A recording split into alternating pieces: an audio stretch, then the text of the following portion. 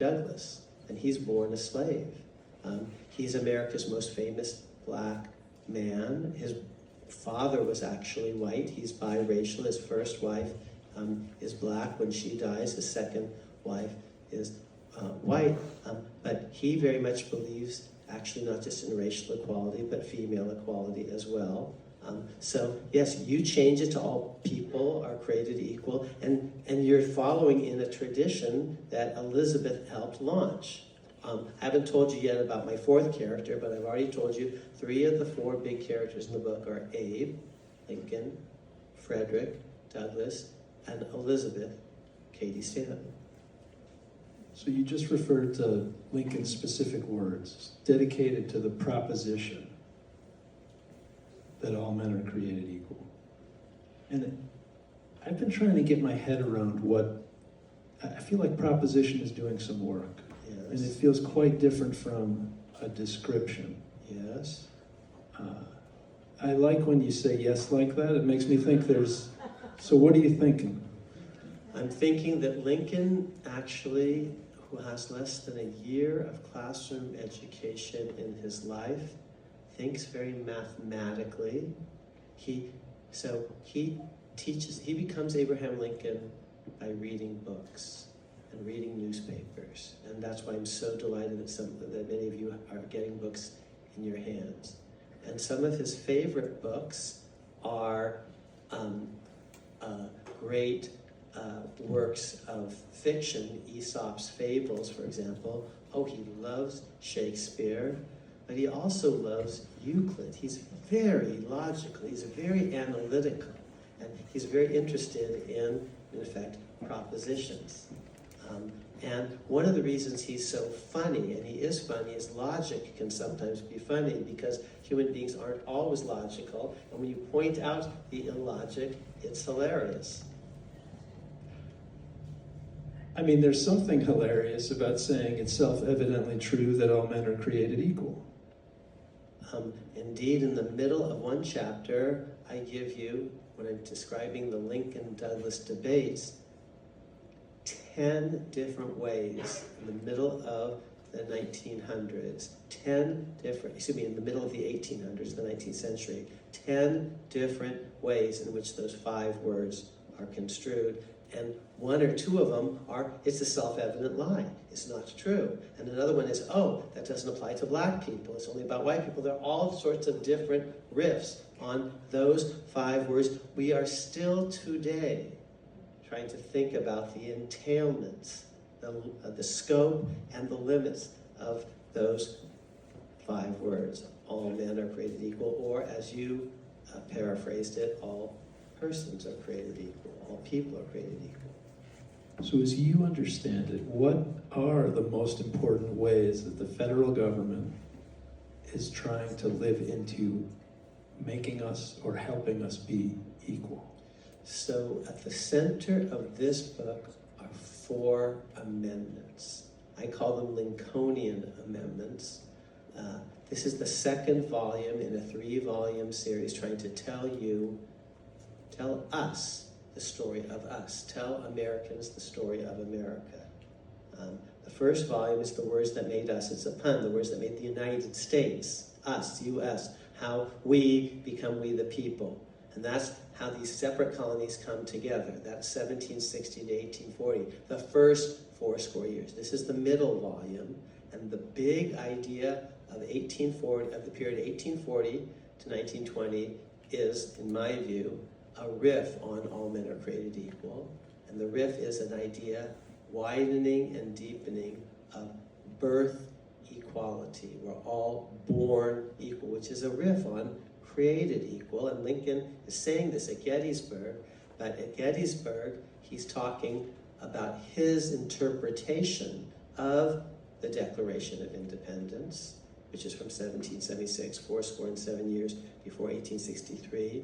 But soon, the Constitution itself, because he's not talking about the Constitution, he's talking about the Declaration, He's not talking about 1787, 88. He's not talking, which is the Constitution. He's not talking about the Bill of Rights, which is 1789, 90, 91. He's talking about the Declaration, all men are created equal. But shortly after Gettysburg, we will get a series of amendments. I call them Lincolnian amendments, codifying the birth equality proposition, idea, the born equal idea. The 13th Amendment, ending slavery everywhere, immediately, and without a cent of compensation. Wow, that's radical. Affirms that we're all born equally free. No one's born a slave, no one's born a master. That was Lincoln's original idea of birth equality. Born equal in life, liberty, and the pursuit of happiness. But Lincoln grows, the country grows. The 14th Amendment is going to be actually a more expansive ideas in some ways and a more limited idea in other ways. It's no longer universal. All men are created equal is around the world, everywhere. Euclidean, again, logical. No one in the world should be born a slave. No one should be born a master. We're all born equal.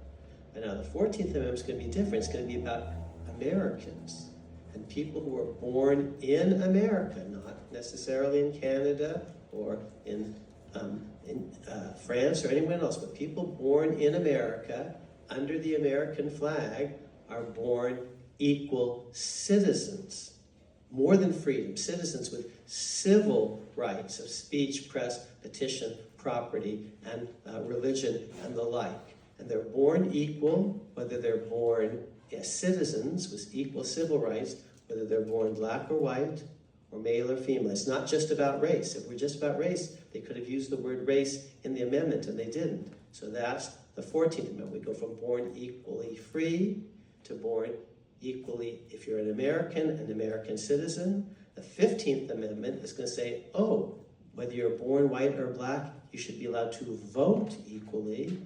Voting isn't a civil right, it's what they called a political right. So it's above and beyond speech, press, religion. Only some people are voters. A 2-year-old could be a citizen, but a 2-year-old isn't a voter. Women were citizens, white women, but they weren't voters.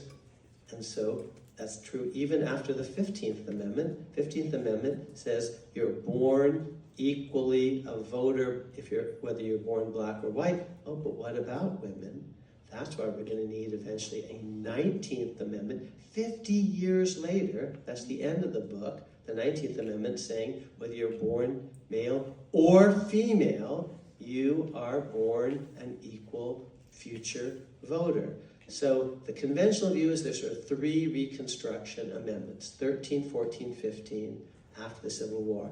I say it's really a tetralogy. There are 4 key Lincolnian amendments, and the 19th is very much a Lincoln-inspired amendment, just as are the 13th, 14th, and 15th, even though the 19th actually finally gets added to the Constitution half a century later.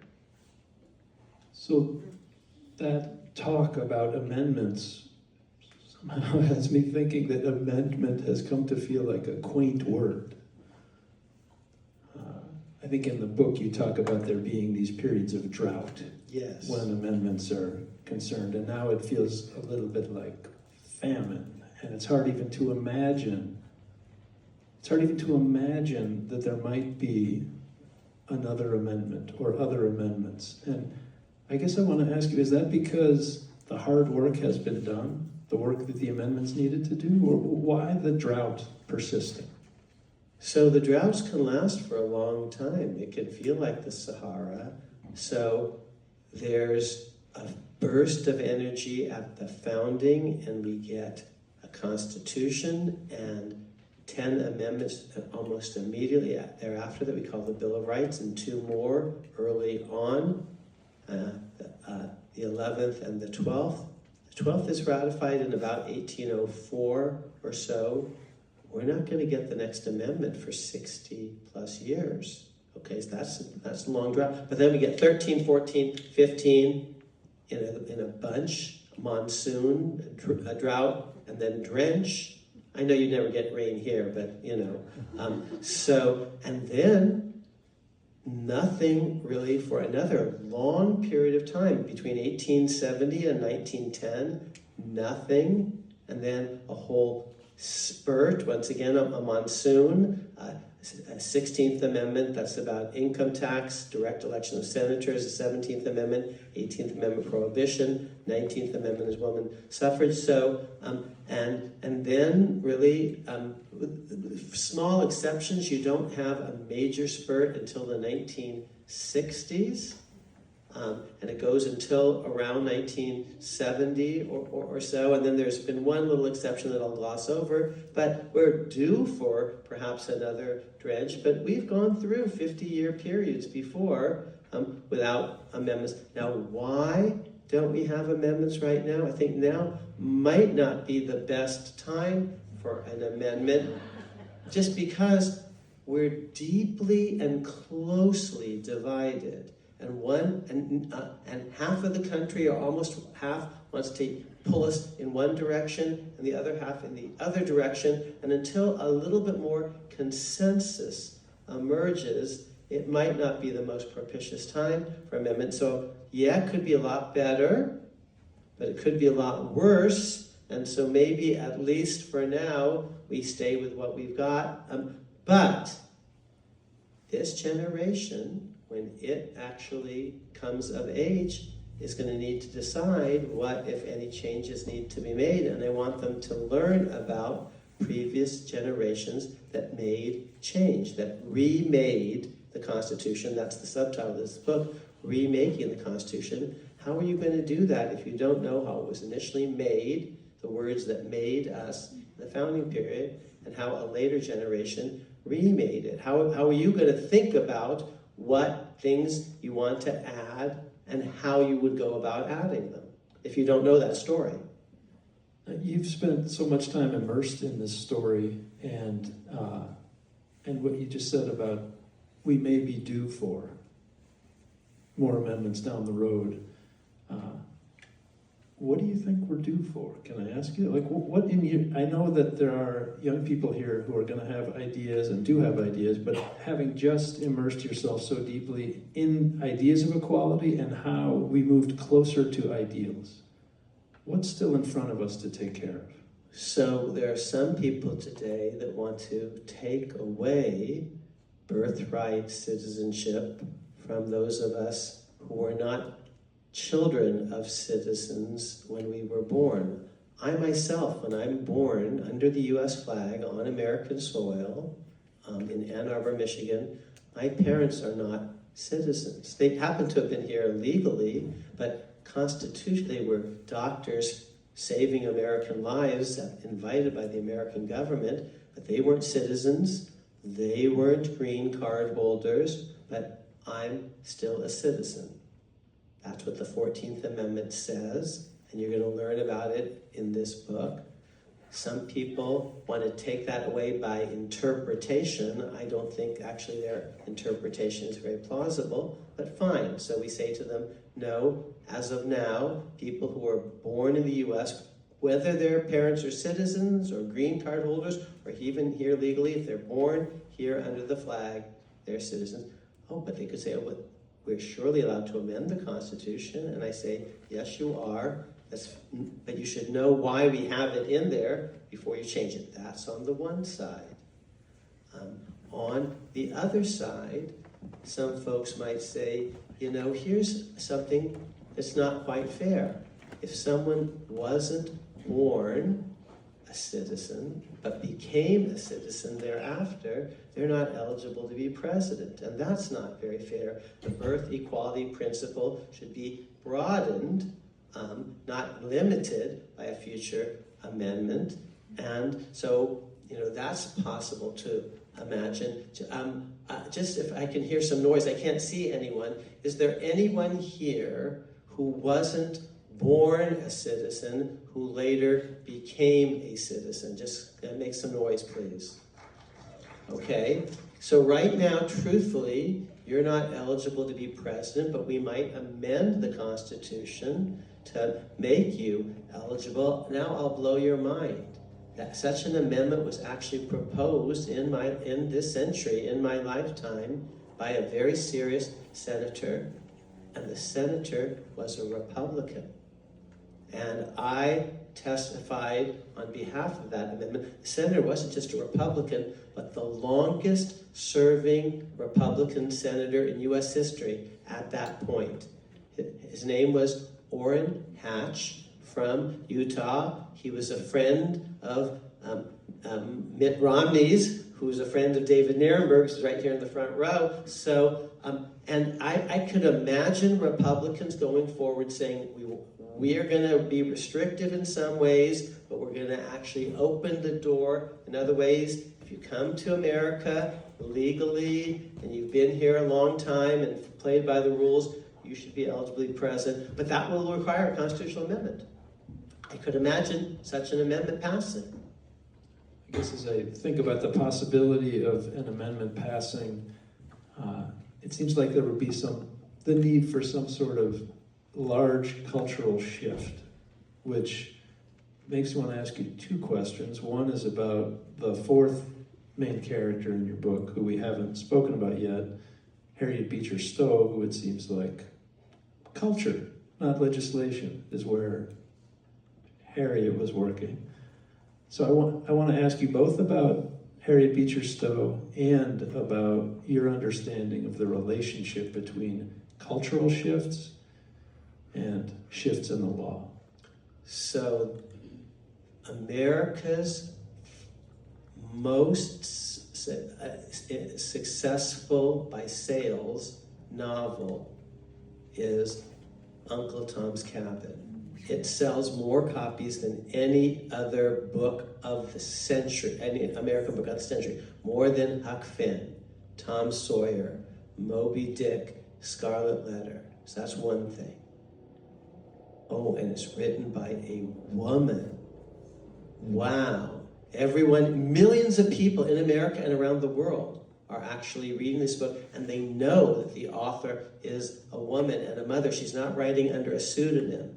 This year is the 250th anniversary of Jane Austen's birth. I'm a huge Jane Austen fan. She's discussed in the book, but Jane does not, Jane, as if, I'm on a first name basis with Jane too. Jane doesn't write as Jane Austen. She writes as a lady. And the Bronte sisters write under male pseudonyms, and George Sand does, and George Eliot does, and Louisa May Alcott writes under an androgynous pseudonym. Harriet writes as a woman, as a mother. She writes about women, slave mothers, and so I say she's America's first female superstar. And in volume 1, women are at the periphery. Abigail Adams is interesting, but not everyone is talking about her. Harriet Beecher Stowe is the first woman in American history that everyone is talking about simultaneously. So before Taylor Swift, before Beyonce, before Hillary Rodham Clinton or Kamala Harris or even Eleanor Roosevelt, there is Harriet. And yes, she's not a politician, she's a cultural figure, but she's writing very much about political issues. The most political issue imaginable, slavery, and she's reminding her audience, slavery isn't just a labor system, and it's not just about men in the field, it's about women who are being raped as women, who are being made wet nurses against their will and breeders against their will as women, who are having babies ripped from their embrace, and they feel it especially as women, and the world will never be the same. Yes, you're right. The people that are the architects of the future aren't just the politicians, they're also the poets and the novelists. Yes, they are, and Harriet reminds us of that, absolutely. And I think she's taught in the wrong part of the curriculum because she is, an artful novelist, but just purely as a novelist, I think I preferred Jane Austen. I just like her style a little bit better, but Jane Austen, I actually might prefer Dickens. I like his plots, exceedingly. But they don't end slavery, and she does. So she needs to be taught in history departments and political science departments, and not just literary departments, in the same way that Lincoln actually is rather poetic, but you might think actually Keats is a better poet, or you might like Byron or what have you, but they don't end slavery the way he does. So the contemporary cultural figures you just named, there was laughter and recognition of their names. It's not clear, I mean, first of all, they mostly skew left, politically. Yet it feels like, in some ways, we're moving right. So again, I think I want to ask a version of the question about the relationship between culture and legislation. Complex relationship.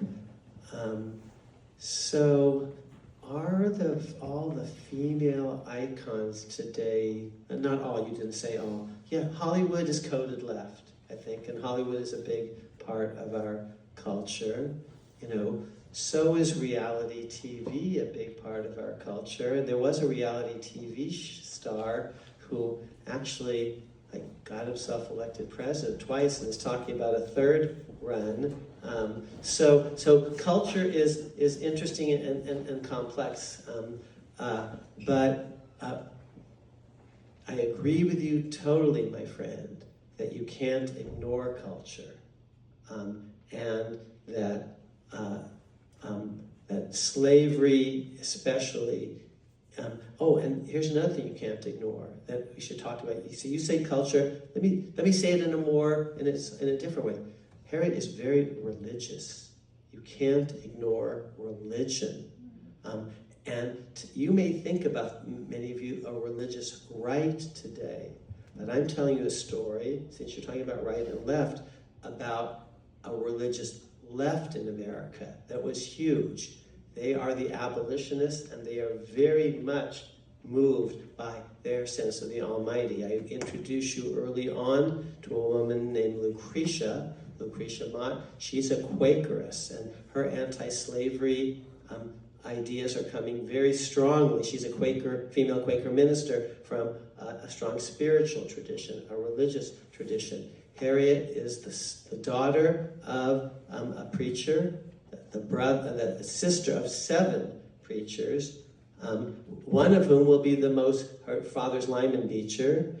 One of her brothers, her most famous brother, Henry Ward Beecher, is the most prominent clergyman in America. He'd be like Billy Graham in the middle of the 20th century.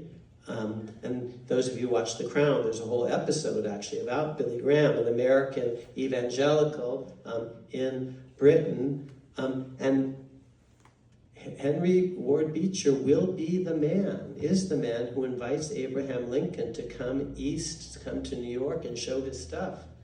And we call that the Cooper Union Address, the Cooper Institute Address, where Lincoln actually impresses what we would call the Eastern establishment and shows that he's, not just, a kind of a corn pone, jokester from the Midwest, but a really serious and impressive lawyer and thinker. So culture, yes. Religion, which is maybe its own thing, but connected to culture, yes, hugely important, even if you want to understand politics, and left and right. And then can I ask about one other important area, which seems to be, that is when we're thinking about advances in equality, war. Yes, huge. So why war or major conflict as tied to jumps in equality? Because wars drive change. They upend a lot of stuff. Because wars put a premium on, they threaten liberty, but they often expand equality, because wars give opportunities for people at the bottom to basically say, you need our help now against an external enemy, and we will help you, but in exchange we want more inclusion. So Frederick Douglass says, aha, this is our chance. This is our chance to show, that we are Americans loyal to America. There are these white people who are rebelling. They're the traitors. They're treasonous. Jefferson, Davis, and the Confederacy. This is an opportunity for black people to actually join the Union Army and win their citizenship. And he says stuff like that. And Lincoln and 200,000 blacks in blue will be the margin of victory. Some of them are former slaves. They're running away from plantations, so they're no longer supporting the slave economy. So, and they're jumping onto the other balance pan. So if you have 200,000, think of just in terms of horsepower, human power, muscle power, 200,000 that were actually supporting a slave economy and freeing up white Confederates to go to the battlefield. They leave the plantations. Okay, so now those Confederate soldiers have to go back home, and then they jump onto the other pan. That's a twofer. That's a huge, a force multiplier, and Frederick Douglass understands that, and so does Lincoln, and they're working together to win the war. And Lincoln, at the end, will say, early on, he says, I don't believe in Negro citizenship even. I don't believe in Negro voting equality. Those are his words, Negro. Okay, he says that in the Lincoln-Douglas debates. I think everyone is equally free, but not equally a citizen, not equally a voter. So he's early on going to, in effect, be a 13th Amendment guy, but not a 14th or a 15th. Oh, but at the end of his life, in the last speech he ever gives, he does not know his last speech. Only we do. On the White House lawn, he actually says, blacks fought for the Union. They deserve to vote in the Union. And a person is there in the audience, hearing it, only a few yards from Lincoln. Some of you are probably closer to me, I mean, as close to me as this guy was to Lincoln. His name was John Wilkes Booth. And as soon as he hears Lincoln saying, I am in favor of black suffrage for black soldiers, at that moment, he says to the guy next to him, his partner in crime, we're going to kill him. And within a week, Lincoln is dead, and you might not know that story. I tell it in the book. So wars, to repeat, they accelerate all sorts of change. They're like gasoline, they're an accelerant. And they put a premium on loyalty. They give an opportunity for people who are low to rise. Tonight, here's what you can do. There's a thing called the National Archives Founders Online. It's our tax dollars at work. It takes every letter ever written by or to the leading founding fathers, and it's digitized and word searchable. And you can array it in all sorts of ways. Here's the first letter that we have, the first one, extant, from Alexander Hamilton. He's 14 years old, and he writes this letter. So you can the first one, just author Alexander Hamilton, chronological order. And he's writing to his friend Edward Stevens, and he says, I'm stuck here in the middle of nowhere. I'm a groveling little clerk. I hate this. Oh, I have grand ambitions. I would risk my life, but not my honor, in order to do something great. And then here's his last sentence. He's 14 years old, because he's, very low born. He says, in short, Nettie, I wish there were a war. Because he understands, in a war, it's like Journey song, Don't Stop Believing, paying anything to roll the dice just one more time. Because if you're on the bottom, you want a spinning of the wheel. That's a revolution of the wheel of fortune. You want to roll the dice one more time because you got nothing to lose when you're on the bottom. Wars often take people on the bottom and raise them. So in the revolution, people who don't have property get to vote because they fight. In the Civil War, black men